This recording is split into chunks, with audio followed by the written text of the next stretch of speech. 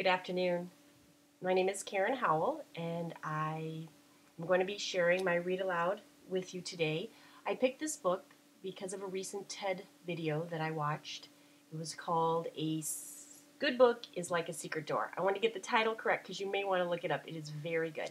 The speaker is also the author, Mark Barnett, of the book that I'll be reading today, which is called Billy Twitters and His Blue Whale Problem. I specifically picked this book because of that TED Talk, and then also just trying to read more books that are newer and not just because I read them with my children, who are now sadly all grown up. So I'll go ahead and share this book with you today. Billy Twitters and His Blue Whale Problem. Mom says, "Billy Twitters, clean up your room, or we're buying you a blue whale."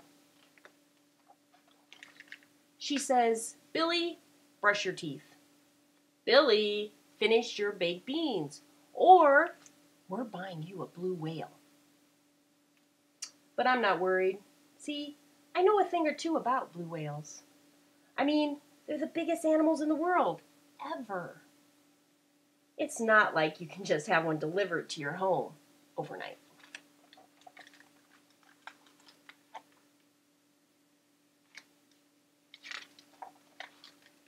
The next morning, I feel something watching me. When I head out to school, I see it. "Mom, why is there a blue whale blocking our front door?" That's not just any blue whale, Billy. That's your blue whale. And it's your responsibility to take him wherever you go. Now hurry up and get moving. There's absolutely no way she's getting me to take that whale to school. When I get to school, I try to hide my blue whale, but my teacher, Mr. Wembley, notices him. "Oh my," he says, "bless my barnacles. A Balaniprotera musculus. Oh, Billy, you must bring this fabulous creature into our classroom."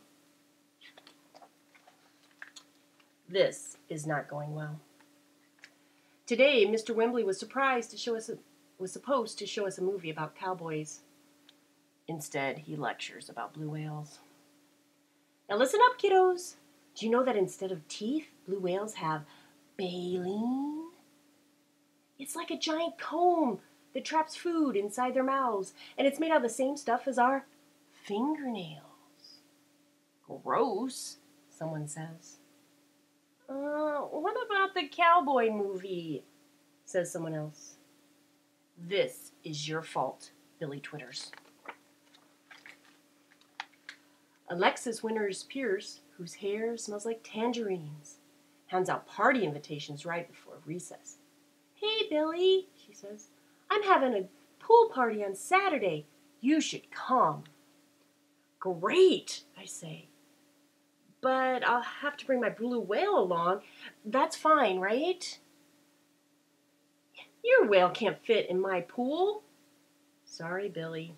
You're uninvited." Recess.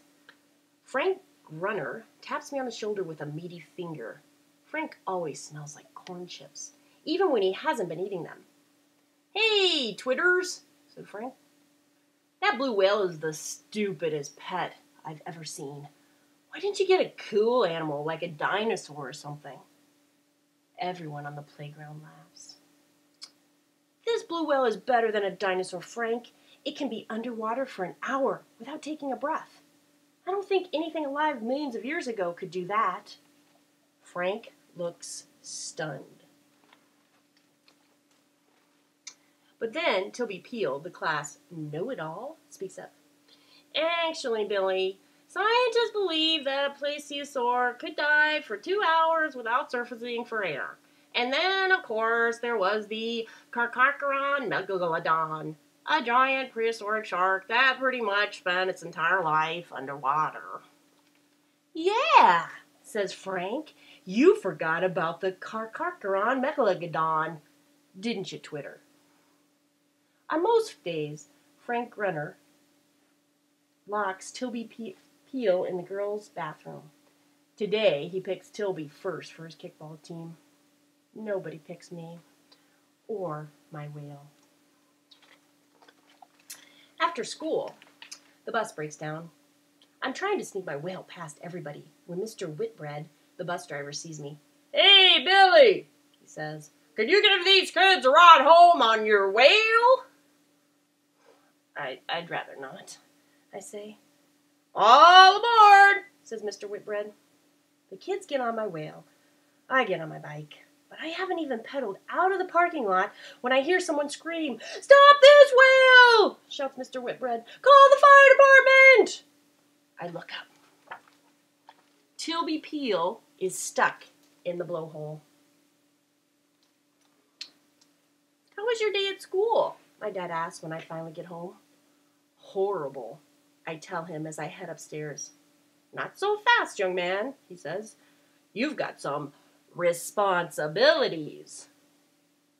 "Responsibilities?" I ask. "That's right, according to the Blue Whale Owner's Manual. You've got to wash your whale, wax your whale, and check your whale for barnacles. Wrestle your whale, race your whale, and take your whale to the park." It's almost dark when I finish. Just as I'm crawling into bed, Mom says, "Billy, you've got a blue whale to feed." It turns out blue whales don't eat baked peas. I tried those. The manual says they eat krill, tiny shrimp things that they find by gulping 10,000-gallon mouthfuls of seawater. "Dad," I ask, "where can I find 10,000 gallons of seawater?" My dad looks up from the television. "Try the sea." The sea is cold. It's cold and wet, and it looks like it's trying to eat the dock. There's an old boat captain just watching me, grinning. "Ahoy there," says the captain. "That's a lot of water for a wee boy like you. If I didn't know better, I'd say you were feeding a blue whale." He starts laughing. I don't find his joke very funny. And so here I am. Let me tell you this, the inside of a whale's mouth stinks. It smells the way sweaty gym socks smell when they haven't been washed for weeks. Unwashed, sweaty gym socks that have been worn by a fish. A sweaty, stinky fish. The stink is so bad that I'm considering running away to Montana. Then I realize, in here, nobody's telling me to wash my whale. And here, nobody's laughing at my whale. In here, there's plenty of room for a bed. So I move in.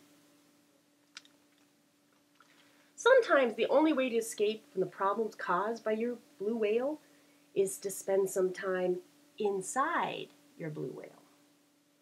As long as I brush and floss his baleen a few times a day, it's a pretty pleasant place to be. And best of all, a room this big never looks messy.